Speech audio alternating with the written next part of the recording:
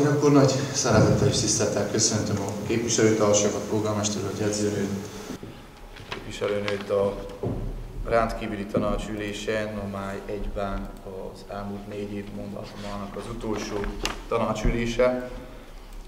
3 napi rendi pont volt kitűzve a mai tanácsülésre. Meg szeretném, mielőtt megkérném a polgármestert, hogy ismertesse a napi rendi pontokat, meg szeretném kérdezni, hogy van-e valakinek hozzászólása, kérdése az október 7-i jegyzőkönyvhöz. Jó, akkor megkérem, hogy szavazzunk, ki van mellett, hogy elfogadjuk az október 7-i jegyzőkönyvet. Jó, köszönöm szépen, akkor megkérem a polgármestert, hogy ismertesse a napi rendi pontokat. Köszönöm a szót, tisztelt elnök úr! Kedves képviselőasszony, jegyzőasszony, tisztelt képviselők! Szeretettel üdvözlöm Önöket ennek a mandátumnak az utolsó és azonnali típusú gyűlésén, amelyet azért hívtunk össze, mert egyrészt vannak sürgős elhatározni valók, másrészt pedig holnap 10 órakor már a prefektus úr jelenlétében az új önkormányzati képviselőtestület beiktatására kerül sor. A napirenden 3 pont szerepelt. Én fogom javasolni az első napirendi pont visszavonását, ez egy törvényi módosulás miatt szükséges, illetve 2 újabb napirendi pont hozzáadását, és akkor ez szerint ismertetem Önökkel a napirendet. Tehát a második napirendi pont keretében javaslom jóváhagyni azokat az aktualizált műszaki-gazdasági mutatókat, valamint aktualizált költségvetést, amely a Barótvárosi víz, szennyvíz és esővíz hálózat bővítésére és megvalósítására vonatkozik, és amelyet azért szükséges elvégezni, mert lejárt a licit, és a szerződésben foglalt pénzügyi mutatókat át kell vigyük a költségvetésen. A harmadik napirendi pont keretében szeretném javasolni a tisztelt képviselőtestületnek, hogy alkalmazzuk a 107-es sürgősségi kormányrendelet azon rendelkezését, amely a jogi meg fizikai személyek adó és illeték tartozása egy részének az eltörlésével foglalkozik. A negyedik napirendi pont keretében javaslom jóváhagyni egyházaink 2024-es támogatását a költségvetés terhére, amire azért kerül sor, mert az előző támogatási határozatot a prefektúra észrevételezte, és azt egy korábbi tanácsülésén visszavontuk, illetve az utolsó napirendi pont keretében javaslom jóváhagyni az új kórházi szárny építésére elkészített megvalósíthatósági tanulmány költségvetését, valamint műszaki-gazdasági mutatóit, ugyanakkor annak az odaítélési dokumentációnak az elfogadását, amely ennek a megvalósíthatósági tanulmánynak az alapján a tervezést és a kivitelezést egyazon közbeszerzési eljárás keretében szeretne odaadni valakinek, hogy tudjunk pályázatot letenni, és azon egy pontozási pluszot elérni. Kérem tisztelettel a napirend elfogadását. Meg szeretném kérdezni, valakinek hozzászólni valója, hozzáfűzni valója, kérdése az ismertetett napirendi ponttal kapcsolatban. Van-e? Nincs. Jó. Akkor megkérem, hogy szavazzunk. Ki van mellette, hogy az előterjesztett formában elfogadjuk.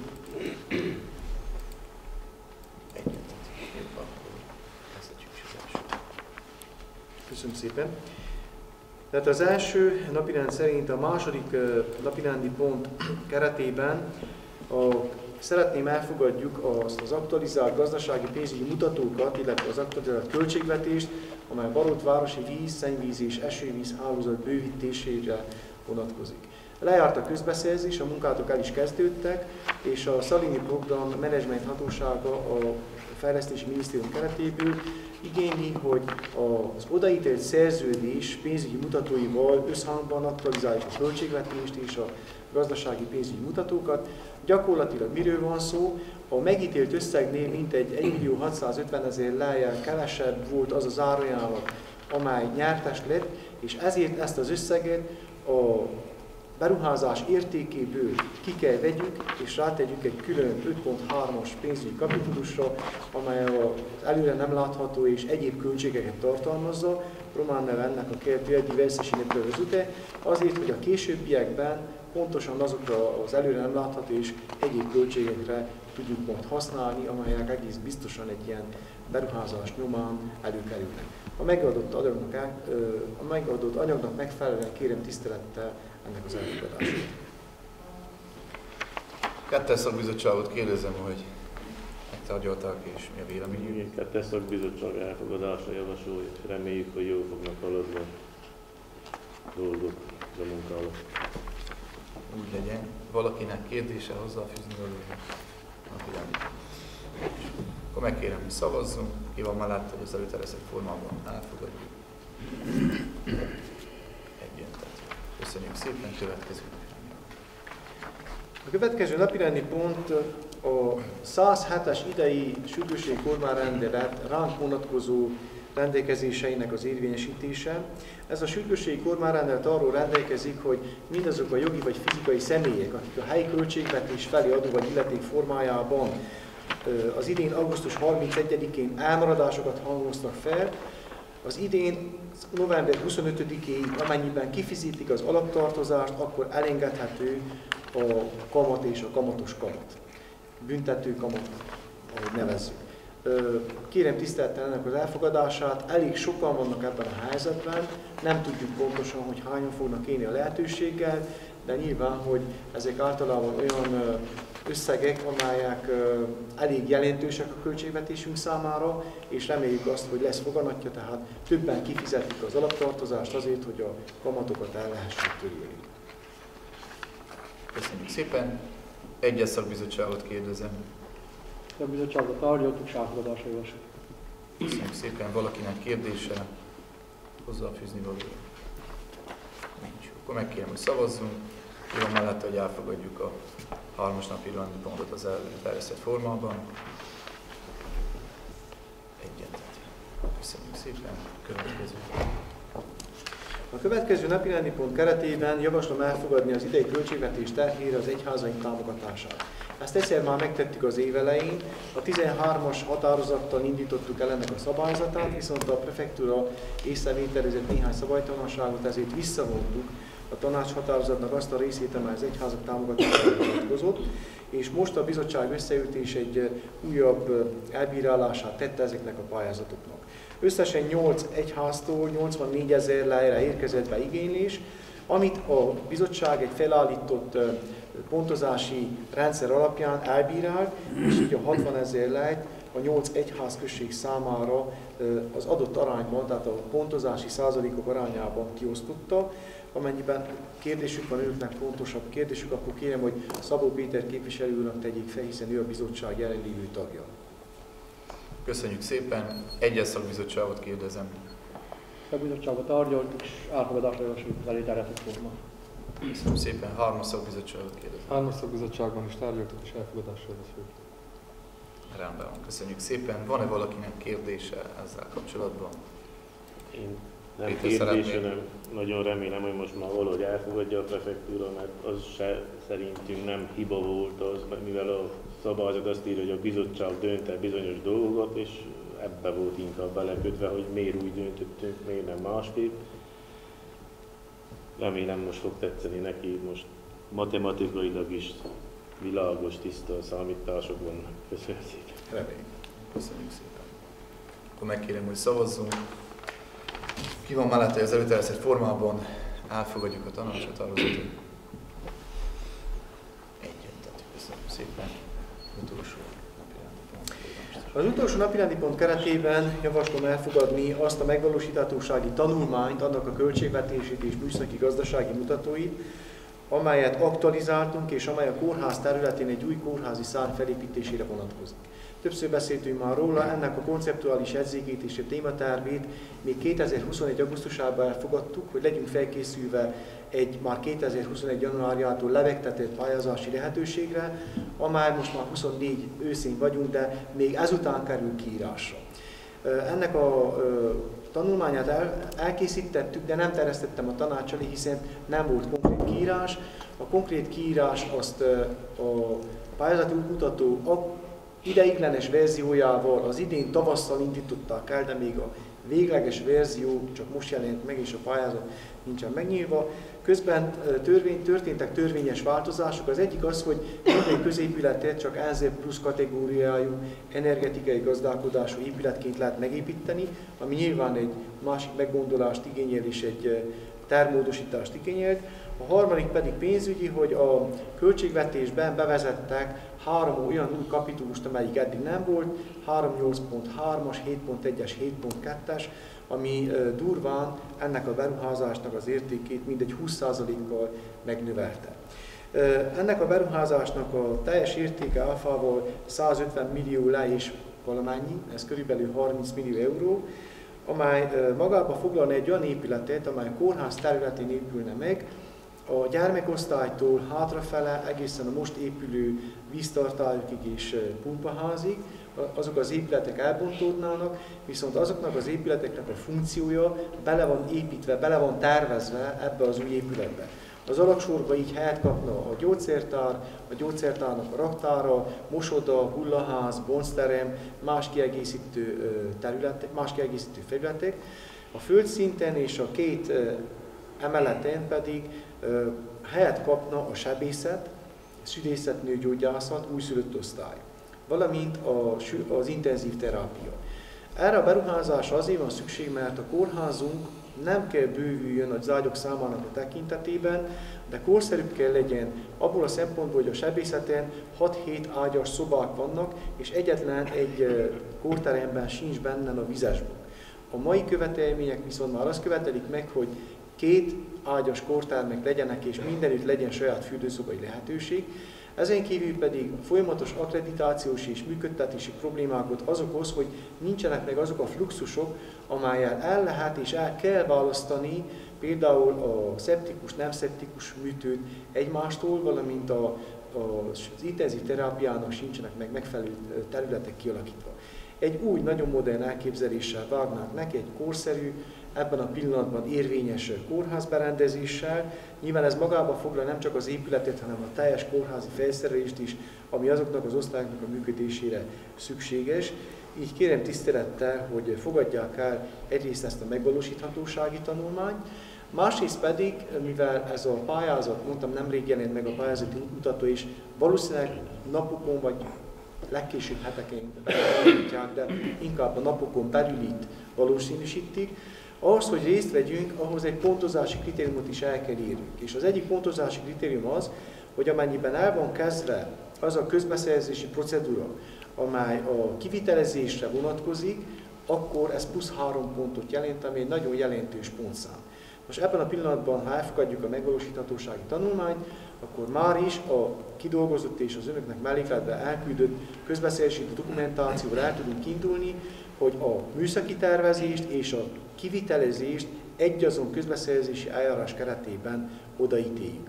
Természetesen ebben benne van egy úgynevezett clausa suspensiva, ami azt jelenti, hogy ezt elindítjuk, de csak akkor fogunk szerződést írni, vagy pedig a szerződést végrehajtani, amennyiben a pályázatot megnyerjük nyilván, hiszen a saját felelősségünkre egy ilyen óriási összeget nem tudunk felvállalni, viszont úgy van, hogy a pályázati előírás szerint a szekér majdnem kerül el a lovat, még nem bocsátották ki az opportunitás jóváhagyásokat sem, még nem írták ki a pályázatot se, de már azt kérik, hogy mi legyünk ön előrehaladottak, hogy lehetőség szerint már legyen aláírva a kivitelezési szerződés is.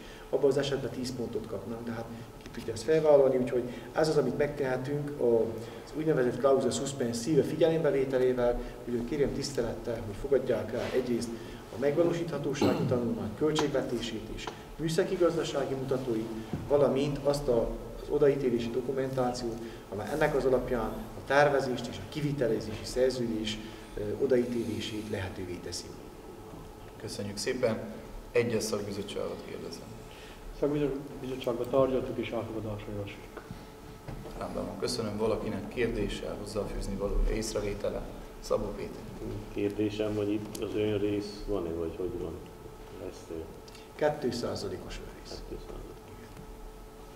De ez már csak akkor derül ki, hogyha megnyerjük, ugye a finanszírozási szerződés keretében rögzítik ezt. Egyéb kérdés? Nincs. Jó, akkor a napi rendi pontok végéhez értünk. Megszavazták? Nem szavaztam. Ja, bocsánat. Jó. Odaértünk, de csak meg kéne szavazni. Megszavazzuk a polgármester úr. Akkor megkérem szépen, hogy szavazzunk. Ki van mellette, hogy az előterjesztett formában elfogadjuk a tanácshatározatot? egyentet. Köszönjük szépen, akkor most értünk a végéhez, a Végéhez értünk. Van-e valami? És hát nem csak a gyűlésnek értünk a végére, hanem ennek a mandátumnak is a végére értünk. Tegnap tudtuk meg, hogy holnap már az új testületet iktatja be a prefektus úr, és ezért hívtuk össze ezt a tanácsülést. Mi eredetileg a jövő hétre terveztük, hiszen jövő szerdán gyűl ki az a 4 esztendő. 2020. október 23-án tettük le az esküt mindannyian, és hát még addig van egy pár nap, úgyhogy majdnem 4 évet voltunk mandátumban. Ezelőtt a 4 év alatt, ami 5 naptári évet ölel fel, ezelőtt a 4 év alatt most 80. alkalommal találkoztunk a gyűlések során, és ebből mindössze 2 volt olyan, amelyet nem közvetítettünk, azonnali gyűlések voltak, amit nem közvetítettünk a választók felé, a többit láthatta mindenki, és láthatta a munkát, amit folyt. Ezelőtt a 80 gyűlés alatt 490 határozatot fogadtunk el, és ennek több mint 95%-át egyöntetően fogadtuk el. Ami azt jelenti, hogy az elmúlt 4 esztendőben az együttműködés egy elég szép szinten volt. Hogy mi az eredménye ennek, ezt mindenki levonhatja magának, nyilván, hogy a város lakók kell levonják. Én azt a kérdést tettem fel magamnak, amikor jöttem errefele, hogy eznek a 4 évnek a végén érzik-e úgy a városlakók, hogy jobb itt élni, mint 4 évvel ezelőtt. És határozott válaszom az, hogy nem. Viszont ebben a 4 esztendőben azt gondolom, hogy mégis lefektettük néhány olyan dolognak az alapjait, amelyet az új képviselőtestülettel együtt nagyobb arányban tudunk sikerre vinni. Az előző mandátumból hátramaradt 7 beruházásból 6-ot befejeztünk. Köszönjük szépen a volt képviselőtestületnek és a volt polgármester úrnak, hogy ezeket elindították, megtiszteltetés volt befejezni őket. Egyet nem fejeztünk be az iskolát, de hát az iskolát 88 óta még senki nem fejezte be. Reméljük, hogy a következő mandátumban ennek is pontot teszünk a végére. Ezen kívül pedig elindítottunk 21 beruházást, különböző fázisban, nyilván vannak, amik még tervezés fázisában vannak, de vannak olyanok is, például a Baróti víz-szennyvíz, a Miklósvári rendelő, a tömbház szigetelés, a kórházudvar, amely már fizikailag is munkákkal folyik. Reméljük, hogy ezt a mintegy 22 millió eurónyi elnyert finanszírozást, nagyon sok társfinanszírozással, amit elő kell teremtenünk a következő évek folyamán, ezt valójában meg tudjuk valósítani, és hogy ebben a következő, a holnapi nap kezdődő mandátum végén azt mondhatjuk, hogy amit örököltünk ebből, azt mind el is végeztük. Nagyon sok erőfeszítést igényel, viszont úgy gondolom, hogy a városunknak az arculata nagyban meg fog változni ennek a mandátumnak a végére, és kérem mindazoknak a támogatását, akik a következő testületben is benne lesznek, és kérem majd azoknak a támogatását is, akik nem lesznek benne a következő testületben. Szerintem mindig barátilag, kollegiálisan visszajárhatnak és elmondhatják a véleményüket, elmondhatják a javaslataikat, ha informális jelleggel akkor is, hiszen olyan emberekről van szó, akik adott esetben több mandátumot tudhatnak már maguk mögött. Az első kérdésre, hogy jobban érzik-e magukat az emberek, ha a fizikai valóságot nézzük, akkor nem, de ezen kívül pedig azt gondolom, hogy azáltal, hogy a transzparenciának gyakorlatilag a teljes fokát megvalósítottuk, hiszen mindenfajta önkormányzati döntéshozatali mechanizmusba beleláthattak.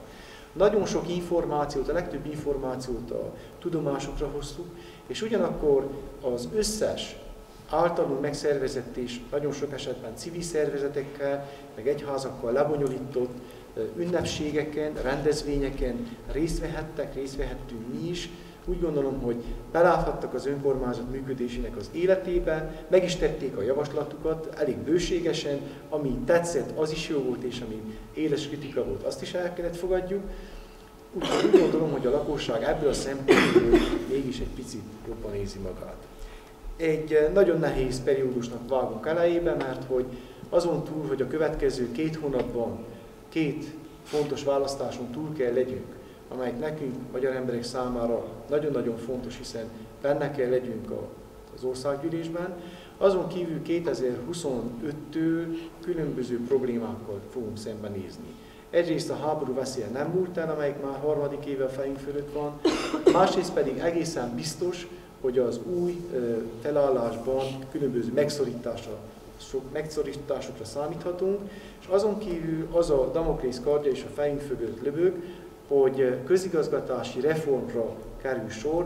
A kérdés az, hogy ezt a közigazgatási reformot velünk vagy nélkülünk, és a mi érveinket mennyire figyelembe véve fogja majd végrehajtani a kormányzat. Ezért is fontos, hogy legyünk ott és tudjunk ebbe beleszólni, mert ha nem egészen vad forgatókönyveket láttunk az elmúlt időben, és azok akár pillanat alatt megvalósulhatnak, és olyan közigazgatási határokat húznak nem csak a városnak, nem csak a községnek, hanem megyéknek is, amelyek teljesen felforgatják a most már több mint 50 éve megszokott erőviszonyokat. Én személyesen megköszönöm minden egyes képviselőnek, aki hozzájárult a munkájával, jelenlétével, gondolataival, megjegyzéseivel az elmúlt 4 esztendőben ahhoz, hogy menjenek egy picit jobban a dolgok. Mindenkinek megvolt a maga szerepe, mindenkinek nagyon köszönöm. Vannak eredményeink is. Én mindig el szoktam mondani, hogy a legnagyobb eredmény talán Bogyor Máté Dalma képviselő asszony tudhatja magának, hiszen 2 gyereket hozott a világra ebben a mandátumban. Valószínűleg az ő szempontjából ez a mandátum teljesen sikeres, viszont itt jelen nem lévő Cséki Péter kollégánk is a második gyermekének kedves feleség ebben a mandátumban adott életét. Ez is egy nagyon nagy dolog, és itt a mandátum vége felé a bizottsági, az elnök úr is megházasodott, neki is minden jót kívánunk az elkövetkező évekre és évtizedekre. Ezek is olyan kicsi dolgok, amelyek magánéleti vonatkozások, de mégis ebben a mandátumban történtek meg. Ugyanakkor megköszönöm a kollégáknak, azoknak a kollégáimnak, akik itt voltak mindig a gyűlések alkalmával, meg azoknak a kollégáknak is, akik a polgármesteri hivatal különböző irodáiban végzik a munkájukat, hogy működtetjük ezt a várost, és ez a város ettől működik, hogy vannak, akik a papírokkal foglalkoznak, vannak, akik az utcasepréssel, vagy éppen a rendezvényekre való felkészüléssel, majd a színpadok elbontásával, de mindenkinek a munkája kellett ahhoz, hogy tudjunk működni. Ugyanakkor megköszönöm a 4 velünk kapcsolatban lévő intézménynek, 3 oktatási intézményünknek és a kórházunknak is, hogy legjobb tudásuk szerint végezték a munkájukat. Mi is a lehetőségeink és a legjobb tudásunk, de mindenképpen legjobb szándékunk szerint támogattuk őket is, hogy ők is a maguk során fejlődjenek. Az elmúlt 4 évben nagyon sok olyan beruházást indítottunk el különböző fázisban, amely végül ennek a 4 nekünk alárendelt intézménynek az alkalmazotti légkörét fogják javítani, valamint a saját ügyfeleiknek, diákjaiknak a légkörét fogják javítani. És végül, de nem utolsó sorban szeretném megköszönni Szakás László alpolgármester úrnak, hogy ebben a 4 esztendőben egy igazi kollégát ismertem meg benne, akivel mindig nagyon jól tudtunk együtt dolgozni, és kifejezem a szándékomat, és a reményemet, hogy a következő 4 évben is, mint alpolgármester, vele tudjak együtt dolgozni. Köszönöm tisztelettel, hogy meghallgattak. Köszönjük szépen a polgármester úrnak, valaki még szeretne elbúcsúzni, aki hónaptól nem lesz az új vezetőségben. Szabó Péter. Hát mielőtt elbúcsúznék, még mivel nem érjük már meg, hogy legyen soros tanácsülés a számunkra, kérdezni szeretnék, ugye a múlt tanácsülésen szó került a bányairoda épületnek a licitjére. Arról szeretnék kérdezni, hogy alakult a lépés a liciten. Hát ugye tudjuk, ha minden kerül, akkor... Elnapolták október 23-ra. Köszönöm szépen. A másik kérdés, ami csak a lakosságtól jön, ugye az Örökös utcák, hogy mennyire haladt a Kossuth, a Baróti Szabó Dávid, és akkor a Petőfi utcával, hogy maradt feladat. A Petőfi utcát a mai nap aszfaltörmelékkel megjavítottuk, ugyanis a gázvállalat ennek a hónapnak 25-e, 30-a között tudja megmondani, hogy a következő évi költségvetésébe bele tudja venni a gázhálózat kicserélését. És amikor velük egyeztettem, akkor azt is elmondták, hogy ez egy 1 és 2 millió közötti munkálatról van szó, amit hát körülbelül én is úgy csináltam, mint a képviselő úr, hogy a mi lehetőségeinket ez nagyon meghaladja, hiszen ezt többször elmondtam, hogy egy évi költségvetésünkben 2-2,5 millió az az összeg, amely gyakorlatilag fejlesztése áll nekünk a rendelkezésünkre. Reméljük, hogy a gázvállalat be tudja venni, és azt mondták, hogy amennyiben be tudja venni, abban az esetben a munkálatokat június-júliusban tudja elvégezni. Remélem, hogy ennek a hónapnak a végén akkor erre egy biztos és pozitív választ kapunk, és éppen ezért, mivel láttuk, hogy ez a télen el fog húzódni ez az egész, saját erőből az aszfalttörmelékkel feljavítottuk a Petőfi utcát, ezután is fogunk még vele foglalkozni. Ebben a pillanatban úgy néz ki, hogy jobb, reméljük, hogy ezt az állapotot meg is tudjuk tartani az ősz, a tél és a tavasz folyamán. A Baróti Szabó Dávid utcában folynak a munkálatok. Az én meglátásom szerint jövő hét végére nagyjából be is fejeződnek. Ugyanakkor folyik a közbeszerzés is, nagyjából amire befejeződnek azok a munkálatok, a közbeszerzés is le fog járni, és hogyha egy kicsi időjárásbeli szerencsénk van, akkor én még azt is megkockáztatom, hogy az idén azt a bizonyos első szakaszt meg tudjuk oldani, hiszen nem egy nagy távolságról van szó, mindössze 220 méterről van szó, és ezt ha meg tudjuk oldani. Szerencsére építésengedélyünk és pénzünk erre megvan. A Kossuth utcánál bonyolultabbak a dolgok. Egyrészt több mint másfél hónapban került, amíg megszereztük a régészeti felügyeletnek az engedélyét, de megkaptuk pénteken, tehát ennek a hétnek a hétfőtől már lehetett volna dolgozni rajta. Az volt, hogy az Egyed utca bejárata fölött is egészen központig tudjunk munkálatokat végezni. Viszont azok a bizonyos módosítások, amiket a kivitelezővel közösen megbeszéltünk, és a tervezővel közösen is megbeszéltünk, azok a program menedzsment hatóságának a jóváhagyását igénylik. Amikor felvettük a kapcsolatot, akkor kértek egy nagyon hosszú listát, többek között azt a határozatot, amit most elfogadtunk, hogy a közbeszerzés után aktualizált költségvetéssel is mutatókkal álljunk elő. Ez az egy hiányzott, a többi megvan, úgyhogy holnapi nap ezt fel is töltjük a platformra, és akkor fognak foglalkozni azokkal a kérdésekkel, a módosító kérdésekkel, amiket mi előterjesztettünk nekünk. Reméljük, hogy minél hamarabb, talán már a jövő héten meg lesznek a válaszok, és akkor a tervező meg tudja a módosítást csinálni, és akkor a munkálatot is lehet folytatni. Amit ebben a pillanatban látunk az egész baróti vízszennyvízhálózatról, hogy ugye a Baróti Szabó Dávid utcában 2 csoport dolgozik, jövő hét végére kész kellene legyen. A Nagyerdő alatt dolgozik egy csoport, a tavat már megkerülték, most fent a Nagyerdő alatt dolgoznak, ott fektetik el a vezetékeket, és a Kossuth utcában pedig dolgozik egy csoport, elvégezték a 400-as szennyvíz cső lefektetését az utolsó beömlési ponttól, ami valamivel alább van, mint a benzinkút, egészen fent az utca sarkáig, és most a Stadion utcától jönnek felfele az út közepén a 600 mm átmérőjű vízvezetékcsővel. Ebben a pillanatban reméljük, hogy amire ez az új utca sarkáig ezek megoldódnak, a bekötésekkel együtt, arra tudjuk már azt is, hogy attól felfele ezt a bizonyos módosítási kéréseket jóvá hagyja a minisztérium. Ha igen, akkor tervmódosítás is lehet kivitelezni. Köszönöm. Akkor ma megköszönöm szépen a kollégáknak, a hivatalmunkatársainak ezt a 4 évet. Reméljük ma az én nevemben, esetleg azok nevében is mondom, akik búcsúzunk ez alkalommal, hogy valamennyit tudtunk hozzátenni a város fejlődéséhez. Köszönjük szépen! Köszönjük szépen! Én is megköszönném, hogyha lehet ezt a 4 évet ugyanúgy, hogy gondolom, hogy tudtunk hozzátenni.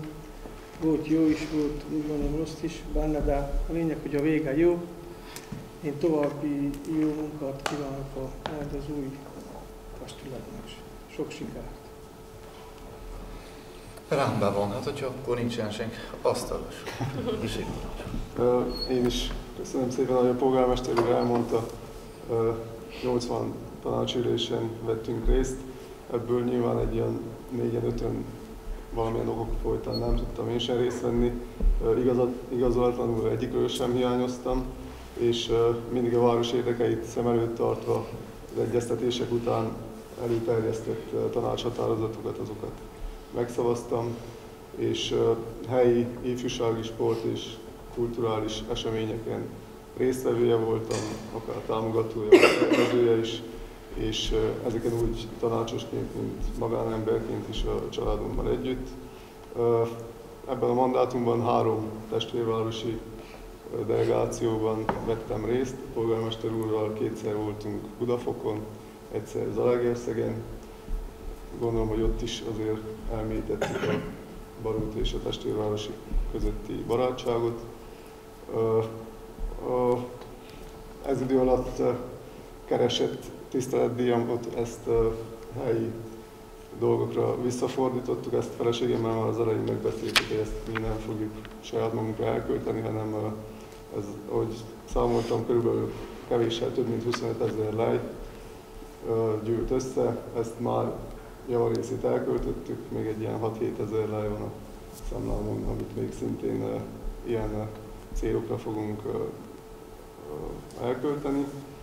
És hát köszönöm én is a Városháza alkalmazottainak, a tanácsos kollégáknak, hogy együtt dolgozhattunk, együtt vihettük tovább ezt a dolgot. Reméljük, hogy jó irányba mozdítottuk ki a várost, és köszönöm a választóknak, hogy ide megbízatást kaptam, és további sok sikert kívánok az újonnan felálló csapatnak. Köszönöm szépen! Köszönjük szépen! Hát gondolom, hogy mindenki így gondolja, így érzi magában, még nem is jelentkezik, hogy hálával és köszönetet tartozik a választópolgárok fele, hogy 4 évet azért megbízatást kaptunk. Személy szerint az utolsó szójogán nem szeretnék én sem nagyon sokat beszélni, de köszönöm szépen az útbaigazítást a jegyzőnőnek, a Vágáségnek, ugye a kollégáknak, az alkalmazottaknak, akik nagyon sokat segítettek bizonyos kérdésekben. Köszönöm szépen a kollégáknak, hogy ebben a 4 évben azért jó kis csapat alakult össze, én bízom benne, hogy sőt, köszönöm azt, hogy kicsit közelebb is engedtek magukhoz azok, akikkel nem voltam annyira közeli viszonyban. Jó volt érezni és betekintést nyerni 4 év alatt egy városvezetésbe, nem egy egyszerű, nem egyik napról a másikra megy, amit észrevettem, nem is így képzeltem el, de hát nem is volt erre, hogy mondjam, nem rossz indulatból, de hát nem így képzeltem el. Most látszik egészen közelről, hogy milyen komoly munka és mennyi feladat van. Én nagyon szépen köszönöm a választópolgároknak, hogy itt lehettem. Én kívánom az új csapatnak, akik közül ugye itt vannak többen, hogy legyen eredményes munkájuk, sok sikert kívánok, és hogy nagyon nem szeretnék távol maradni a csapattól, hogyha bármiben segíthetek, akkor természetesen minden tudásom szerint részt szeretnék venni, úgy a város rendezvényein, mint bármilyen olyan rendezvényen, ahol akár az én tudásomra, vagy tehetségemre, vagy akár munkámra van szükség. Köszönöm szépen mindenkinek, hogy eljött a utolsó tanácsülésre. Én kívánok mindenkinek kellemes napot, és polgármester úr esetleg szeretnék valamit még szólni. Erre még csak annyit, hogy megköszönöm az Erdővég televíziónak, hogy közvetíti a tanácsüléseinket. Az egyetlen tanácsülés, amit az egész megyében nem csak látni lehet, de néznek is az emberek. Nagyon sokszor felső háromszéki vagy sepsiszéki kollégák mondják, hogy nézik a televízióban a mi tanácsüléseinket.